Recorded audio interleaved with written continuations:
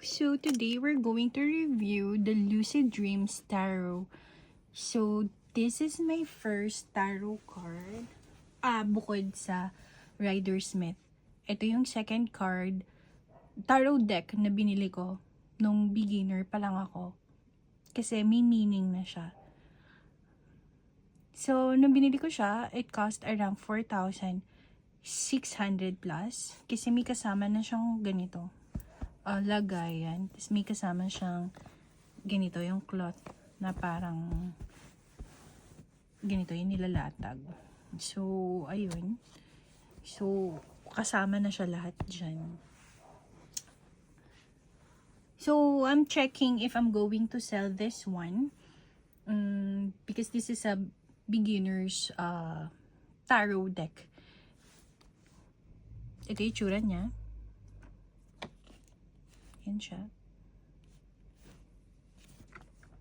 This one.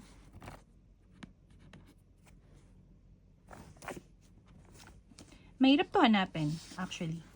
So, dito sa Philippines, mahirap siya hanapin. Even you check it in Run It Deck, you check it in Shelf, Shelf something na yun. Even in Shopee, may makikita kayo nito fake. So, yun. Medyo mahirap tong hanapin. Ito siya. Social siya, gold. Actually, may version nito na black. Pero mas pinili ko tong ganito. Yung hindi ganun dark. Ang kapal ng book niya. So, this is for beginners talaga. So, let's check the the guidebook first. May upright meaning, may reverse meaning. Ang haba na explanation niya sa reverse meaning at ang haba din ng explanation niya sa upright.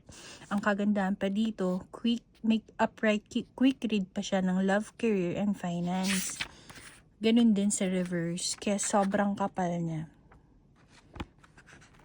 Ayan. And then, ang dami niyang, pang beginners talaga siya. Ang dami niyang using your cards, kung paano mo siya i-cleanse, and then meron din siyang, pero hindi ko ito nabuksan kasi I'm more on intuitive tarot reading. Tapos na nag-uumpisa ako, minsan hindi ko siya ganong ginagamit kasi umaasa ako sa meaning, which is if you are really a psychic, it's better that you're not going to base it in the book, base it into your intuition. That's more accurate. So, ayun. Kaya kung titingnan yung card, talagang bagong-bago pa siya. So, I'm thinking if I'm going to sell it or not. Kasi this is my second tarot card. And, ayun, parang meron siyang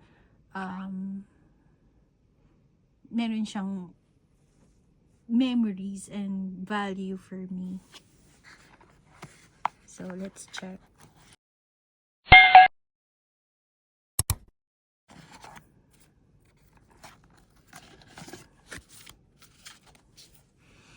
So, ganito lang siya. Naka-divide siya sa 2. Balik ko lang siya dito.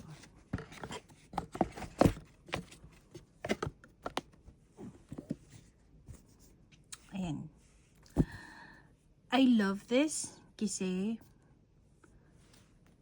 makapal siya, oo, pero quality kasi yung cards niya. Kaya talagang expensive din talaga. Ayan o. Yung card niya is makapal and yung texture niya is hindi matte na matte, hindi din siya glossy. Pero matte siya, hindi lang siya, kasi may mga matte na mahirap i-shuffle, but this one, hindi. And then, gold, yung gilid niya, gold siya na hindi nagfe-fade, gold matte siya, which is good. And, I love it. I love this one. Kaya nagdadalawang isip ako kung ibebenta ko siya kasi unang-una medyo mahirap siyang hanapin. Pangalawa, expensive. Pangatlo is may memory siya sa akin.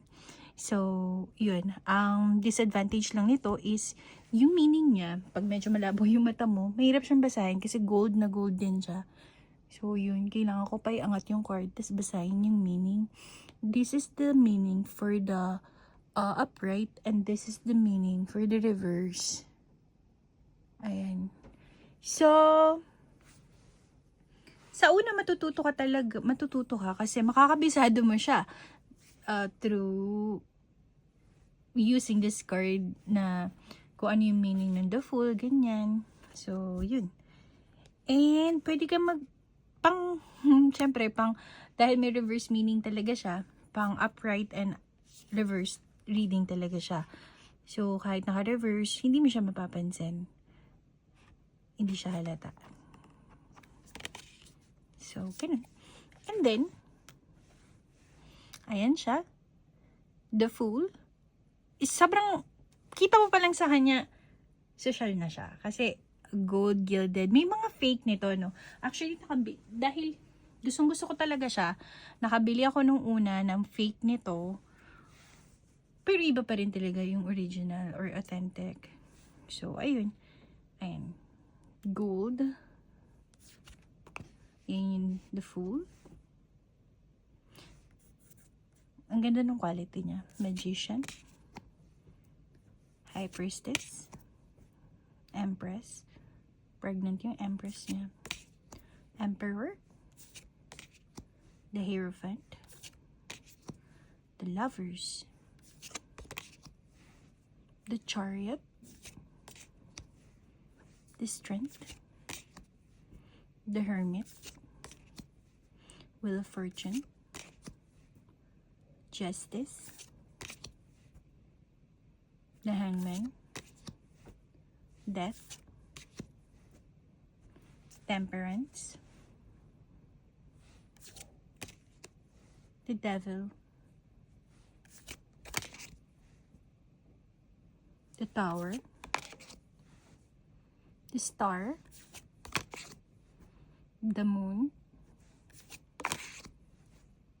The Sun.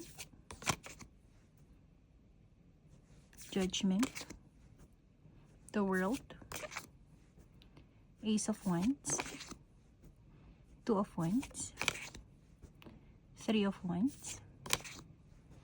Four of Wands. Five of Wands. Six of Wands. Seven of Wands. Eight of Wands. Nine of Wands. 10 of Wands. Page of Wands. Knight of Wands. Queen of Wands. King of Wands. Ace of Swords. Two of Swords.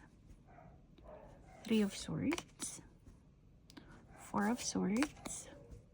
Five of Swords. Six of Swords. Seven of Swords. Eight of Swords. Nine of Swords. 10 of Swords. Page of Swords. Knight of Swords. Queen of Swords. King of Swords.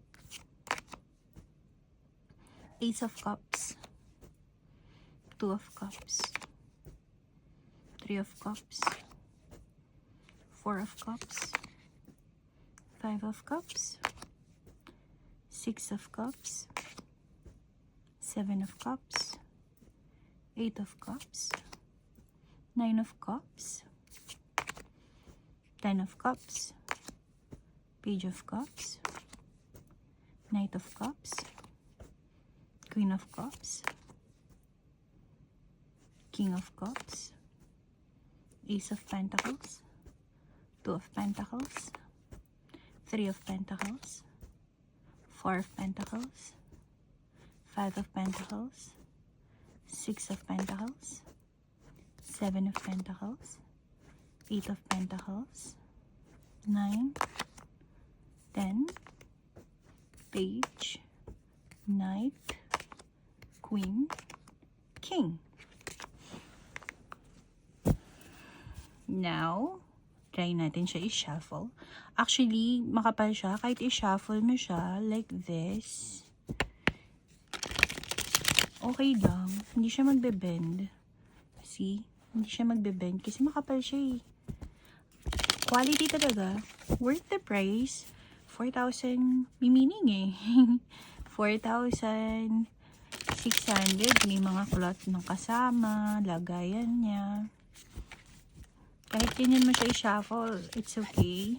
But if you like the other way, like this, okay lang din.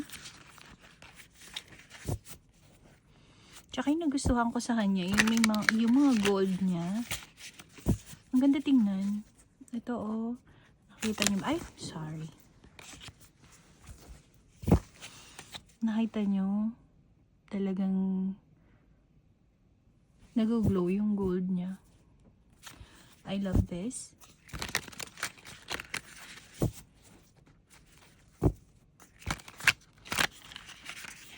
Masarap siyang i-shuffle.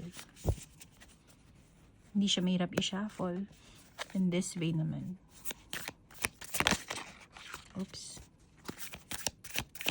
Ang dali siya i-shuffle. This way. Diba?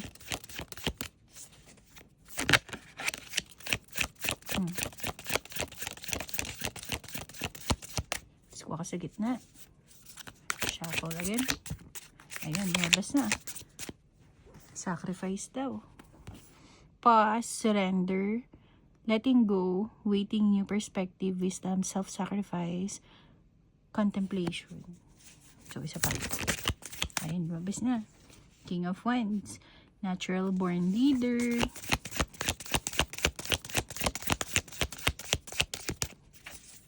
Another one. Queen of Pentacles. Nurturing, practical, generous, welcoming, sensible, luxurious, caring, homebody, good in business sense, and working parent. Parang puro sa akin siya lahat yan. Alright, so I love this. 10 out of 10. Lalo na sa mga beginners na hindi pa marunong mag-tarot reading, nag-i-start pa lang. This is a best card. However, kaya nga medyo pinag-iisipan ko kung ibebenta ko siya or hindi. Kasi nga, mahirap po siya hanapin. Ewan ko kung pwede nyo ma-pre-order sa iba. Pero, mahirap siya hanapin. Even in US, Amazon, eBay, or Etsy, hindi ko siya makita. No? Natsambahan ko lang siya sa seller sa US na isa. Yun. Kaya pinag-iisipan ko kung ibebenta ko siya or hindi. Kasi ang ganda ng quality. And yun nga, may meaning na siya. So yun, if you have any tarot in mind, oracles or Lenormand that you want me to review, just let me know. Just comment it below. If available na siya here, i-review ko siya agad. If not, I'll try my best to find it and then review natin. So, yun lang. Thank you. Please like and subscribe. Bye!